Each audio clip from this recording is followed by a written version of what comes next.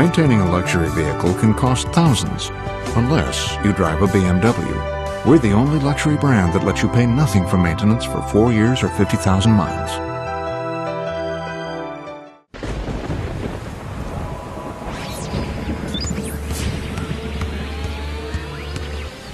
Welcome to the Jackie Cooper BMW postgame report here at the Ford Center tonight. Darnell, only 5,000 fans in attendance. It's 18,000. That's about how many tickets they sell every night. But they witnessed a little bit of history tonight. They win the game. They lead by 30 points. And, oh, by the way, the Wizards now have the worst record in the league. Yeah, I think this was a big win for the Thunder. Kevin Durant just admitted to us in the locker room that, that 10th win was in the back of his mind. He said it was sort of a good thing, a good feeling to get that 10th win and get that 72-73 Sixers team, get the talk turned away from that 72-73 Sixers team that only won 9 games. And if some of the people were watching Bedlam basketball tonight and didn't watch every possession, they get a 30-point lead.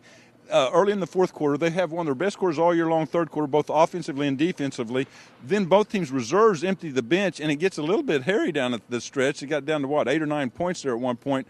But arguably one of their best games of the season, because this will be evaluated on the first 3 quarters when, the main players were out on the court. Yeah, I think it was 92-85. So it got down to 7. Brook Lopez had a 3 in the corner that could have cut it to 4 with about 14 seconds left. So it shouldn't have been that close. But, you give credit to the Thunder for winning. I mean, the crowd was not here tonight because of the icy conditions. And they came out and they played well, got the big lead. And I think they did it with defense and sharing the ball. I mean, they had a real good spacing tonight. I think about 18 assists. And the fact that they held the Nets to 40% shooting. They're big guns. Devin Harris and Vince Carter combined to go 6 of 28 for only 18 points. So, I think that's what won them the game. If they can stick to that, I think they'll win a lot more games the second half of this season. And that's why they're now 7-6 since New Year's Eve after that 3-29 start. I think this team may be judged on its last 50 games. They're 7-6 into that 50-game stretch.